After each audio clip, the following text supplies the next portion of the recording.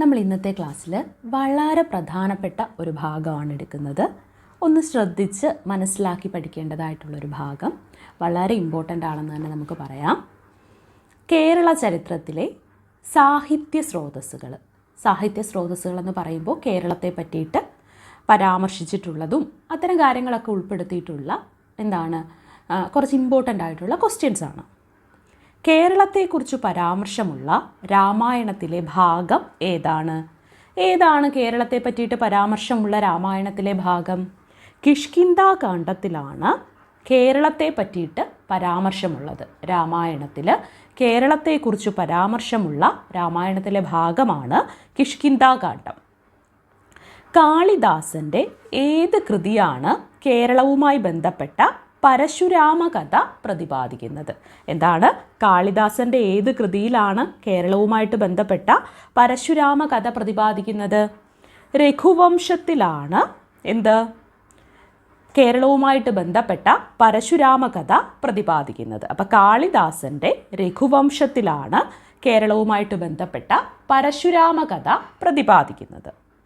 മൂഷക വംശത്തിൽ പരാമർശിക്കപ്പെടുന്ന കേരളത്തിലെ പ്രദേശം ഏതാണ്? കോലത്ത് നാടാണ് മൂഷക വംശത്തിൽ പരാമർശിക്കപ്പെടുന്ന കേരളത്തിലെ പ്രദേശം. വേണാടിൻ്റെ ചരിത്രം പ്രതിപാദിക്കുന്ന ഉള്ളൂരിൻ്റെ മഹാകാവ്യം ഏതാണ്? ഉമാകേരളമാണ് വേണാട് ചരിത്രം പ്രതിപാദിക്കുന്ന ഉള്ളൂരിൻ്റെ മഹാകാവ്യം.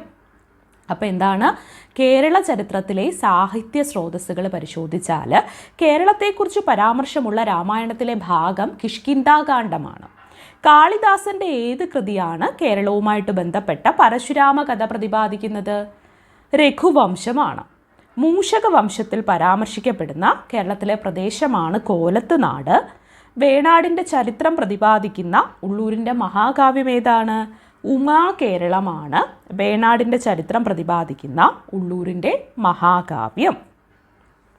മേൽപ്പത്തൂർ നാരായണ ഭട്ടതിരിയുടെ വീരകേരള പ്രശസ്തിയിൽ മേൽപ്പത്തൂർ നാരായണ ഭട്ടതിരിയുടെ വീരകേരള പ്രശസ്തിയിൽ പരാമർശിക്കുന്ന വീരകേരളൻ എവിടുത്തെ രാജാവായിരുന്നു? കൊച്ചിയിലെ രാജാവായിട്ടുള്ള വീരകേരളനെ പറ്റിയിട്ടാണ് മേൽപ്പത്തൂർ നാരായണ ഭട്ടതിരിയുടെ വീരകേരള പ്രശസ്തിയിൽ പരാമർശിക്കുന്നത്. വെങ്കിട സുബ്രഹ്മണ്യത്തിൻ്റെ വസുലക്ഷ്മി കല്യാണം എന്ന കൃതിയിൽ പരാമർശിക്കപ്പെടുന്ന തിരുവിതാംകൂർ രാജാവ് ധർമ്മരാജാവാണ്. ആരുടെയാണ്? വെങ്കിട സുബ്രഹ്മണ്യൻ്റെ വസുലക്ഷ്മി കല്യാണം എന്ന കൃതിയിൽ പരാമർശിക്കപ്പെടുന്ന തിരുവിതാംകൂർ രാജാവാണ് ധർമ്മരാജാവ്. ആരുടെയാണ്? വെങ്കിട സുബ്രഹ്മണ്യൻ്റെ വസുലക്ഷ്മി കല്യാണം എന്ന കൃതിയിൽ പരാമർശിക്കപ്പെടുന്ന തിരുവിതാംകൂർ രാജാവ് ആരാണ്? ധർമ്മരാജാവാണ്. മൂഷക വംശത്തിൽ പ്രതിപാദിച്ച ആദ്യ മൂഷക രാജാവാണ് രാമഘടൻ. ആരാണ്? മൂഷക വംശം അല്ലെങ്കിൽ മൂഷിക വംശം. മൂഷക വംശത്തിൽ പ്രതിപാദിച്ച ആദ്യ മൂഷക രാജാവാണ് രാമഘടൻ. ആരാണ്? രാമഘടൻ. മൂഷക വംശം രചിച്ച അതുലൻ ജീവിച്ചിരുന്ന നൂറ്റാണ്ട് ഏതാണ്? 11-ാം നൂറ്റാണ്ടിലാണ് മൂഷക വംശം രചിച്ച അതുലൻ ജീവിച്ചിരുന്നത്. അപ്പം മൂഷക വംശം രചിച്ചത് അതുലനാണ്. അദ്ദേഹം ജീവിച്ചിരുന്നത് 11-ാം നൂറ്റാണ്ടിലാണ്. അപ്പം മേൽപ്പത്തൂർ നാരായണ ഭട്ടതിരിയുടെ വീരകേരള പ്രശസ്തിയിൽ പരാമർശിക്കുന്ന വീരകേരളൻ എവിടുത്തെ രാജാവായിരുന്നു? കൊച്ചിയിലെ രാജാവായിരുന്നു. വെങ്കിട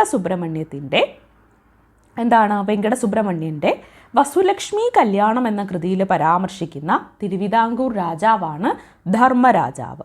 മൂഷക വംശത്തിൽ പ്രതിപാദിച്ച ആദ്യ മൂഷക രാജാവ് രാമഘടനാണ്. മൂഷക വംശം രചിച്ച അതുലൻ ജീവിച്ചിരുന്നത് 11-ാം നൂറ്റാണ്ടിലാണ്. എത്രാം നൂറ്റാണ്ടിലാണ്? 11-ാം നൂറ്റാണ്ടിലാണ്. രാമേശ്വരം മുതൽ തൃക്കണാമതിലകം വരെയുള്ള ഭൂമിശാസ്ത്ര വിവരങ്ങളും സാമൂഹിക കാര്യങ്ങളും വിവരിക്കുന്ന സന്ദേശ കാവ്യം ഏതാണ്?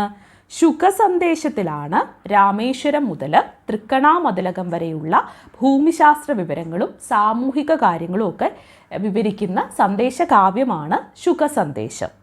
15-ാം നൂറ്റാണ്ടിലെ കോഴിക്കോട് തുറമുഖം, അതുപോലെ മാമാങ്കം എന്നിവയെക്കുറിച്ചൊക്കെ പരാമർശിക്കുന്ന കോകില സന്ദേശം രചിച്ചത് ഉദ്ദണ്ഡ ശാസ്ത്രികളാണ്. ആരാണ്? 15-ാം നൂറ്റാണ്ടിലെ കോഴിക്കോട് തുറമുഖത്തെ പറ്റിയിട്ടും അതുപോലെ തന്നെ മാമാങ്കത്തെ പറ്റിയിട്ടും ഒക്കെ ഉള്ള പരാമർശങ്ങൾ നടത്തിയ കോകില സന്ദേശം രചിച്ചത് ഉദ്ദണ്ഡ ശാസ്ത്രികളാണ്. ഉദ്ദണ്ഡ ശാസ്ത്രികൾ സാമൂതിരിയുടെ സദസ്യനായിരുന്നു. ആരുടെ സദസ്യനായിരുന്നു ഉദ്ദണ്ഡ ശാസ്ത്രികൾ? സാമൂതിരിയുടെ സദസ്യനായിരുന്നു ഉദ്ദണ്ഡ ശാസ്ത്രികൾ. തിരുവിതാംകൂറിൻ്റെ തലസ്ഥാനം പത്മനാഭപുരത്തു നിന്നും തിരുവനന്തപുരത്തേക്ക്, എവിടത്തേക്കാണ്? തിരുവിതാംകൂറിൻ്റെ തലസ്ഥാനം പത്മനാഭപുരത്തു നിന്നും തിരുവനന്തപുരത്തേക്ക് മാറ്റിയതിനെ പറ്റി പരാമർശിക്കുന്ന സന്ദേശകാവ്യമാണ് ജാതക സന്ദേശം.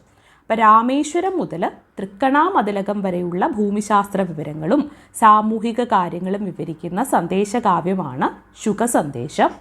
15-ാം നൂറ്റാണ്ടിലെ കോഴിക്കോട് തുറമുഖം അതുപോലെ മാമാങ്കം എന്നിവയെക്കുറിച്ച് പരാമർശിക്കുന്ന കോകില സന്ദേശം രചിച്ചത് ഉദ്ദണ്ഡ ശാസ്ത്രികളാണ്. അദ്ദേഹം സാമൂതിരിയുടെ സദസ്യനായിരുന്നു. തിരുവിതാംകൂറിൻ്റെ തലസ്ഥാനം പത്മനാഭപുരത്തു നിന്നും തിരുവനന്തപുരത്തേക്ക് മാറ്റിയതിനെക്കുറിച്ച് പരാമർശിക്കുന്ന സന്ദേശകാവ്യം ഏതാണ്? ജാതക സന്ദേശമാണ്. 10 ചേര രാജാക്കന്മാരെ കുറിച്ചുള്ള പ്രകീർത്തനമടങ്ങിയ സംഘകാല കൃതിയായ പതിറ്റുപത്ത് ക്രോഡീകരിച്ചത് കപിലറാണ്. ആരാണ്? 10 ചേര രാജാക്കന്മാരെ കുറിച്ചുള്ള പ്രകീർത്തനമടങ്ങിയ സംഘകാല കൃതിയായിട്ടുള്ള പതിറ്റുപത്ത് ക്രോഡീകരിച്ചത് കപിലറാണ്. ആരാണ്? കപിലറാണ്. ഭ്രമര സന്ദേശം രചിച്ചത് ആരാ? വാസുദേവനാണ് ഭ്രമര സന്ദേശം രചിച്ചത്. മാമാങ്കം കിളിപ്പാട്ട് രചിച്ചത് ആരാ? കാടാഞ്ചേരി നമ്പൂതിരിയാണ് മാമാങ്കം കിളിപ്പാട്ട് രചിച്ചത്. അത് മാമാങ്കത്തെക്കുറിച്ച് വിശദമായിട്ട് പ്രതിപാദിക്കുന്ന കൃതിയാണ് ഈ മാമാങ്കം കിളിപ്പാട്ട്. ഇത് രചിച്ചത് കാടാഞ്ചേരി നമ്പൂതിരിയാണ്. അപ്പോൾ എന്താണ്? മാമാങ്കം കിളിപ്പാട്ട് രചിച്ചത് കാടാഞ്ചേരി നമ്പൂതിരിയാണ്. ഭ്രമര സന്ദേശം രചിച്ചത് ആരാ? ഭ്രമര സന്ദേശം രചിച്ചത് വാസുദേവനാണ്. എന്താണ് ഈ ഭ്രമര സന്ദേശം എന്ന് വെച്ചാൽ തിരുവനന്തപുരത്തു നിന്നും മലബാറിലെ കോട്ടയ്ക്കലേക്ക് ഭ്രമരത്തെ സന്ദേശവുമായി അയക്കുന്ന ഉള്ളടക്കമുള്ളതാണ് ഈ ഭ്രമര സന്ദേശം എന്ന് പറയുന്നത്. അത് രചിച്ചത് വാസുദേവനാണ്. 10 ചേര രാജാക്കന്മാരെ കുറിച്ചുള്ള പ്രകീർത്തനമടങ്ങിയ സംഘകാല കൃതിയായിട്ടുള്ള പതിറ്റുപത്ത് ക്രോഡീകരിച്ചത് കപിലറാണ്.